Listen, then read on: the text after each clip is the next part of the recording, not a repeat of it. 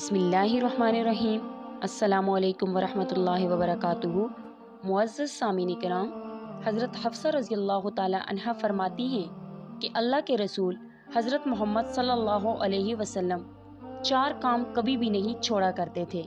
Number 1 عاشورہ یعنی 10 محرم کا روزہ۔ نمبر 2 ذوالحجہ کے پہلے عشرے کے 9 تاریخ تک کے روزے۔ نمبر 3 ہر مہینے کے 3 روزے جن کو ایام بیس بھی کہا جاتا ہے۔ ہر مہینے کی 13، 14، 15 تاریخ کے روزے اور فجر سے پہلے 2 رکعتیں۔ اللہ کے رسول یہ 4 کام اپنی زندگی میں ضرور کیا کرتے تھے۔ سامعین اکرام، اگر ان میں غور کریں تو معلوم ہوتا ہے کہ 3 کام روزوں کے متعلق ہیں: محرم کا روزہ، ذوالحجہ کے روزے، ہر مہینے کے 3 روزے۔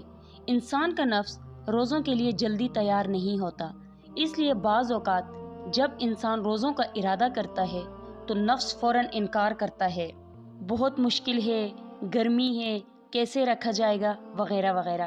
جبکہ انسان قبر کو سامنے رکھ کر اپنے آپ کو تیار کر لے، قبر آخرت کو سامنے رکھے اور روزوں کے ذریعے حاصل ہونے والے فوائد کو سامنے رکھے تو کوئی مشکل نہیں۔ اور اس سے بڑھ کر اور کیا فضیلت ہوگی کہ ہمارے آقا حضرت محمد مصطفیٰ صلی اللہ علیہ وسلم اس عمل کو نہیں چھوڑا کرتے تھے۔ ذوالحجہ کے روزوں کو رکھنے کی ضرور کوشش کریں، اپنے گھر والوں کو اس کی ترغیب دیں۔ عشرہ ذوالحجہ بڑی فضیلت کا باعث ہے، اس میں نیک عمل اللہ کو سب سے زیادہ محبوب ہیں۔ خود بھی عمل کریں، گھر والوں کو بھی ترغیب دیں، جہاں تک ممکن ہو اس پیغام کو پہنچائیں۔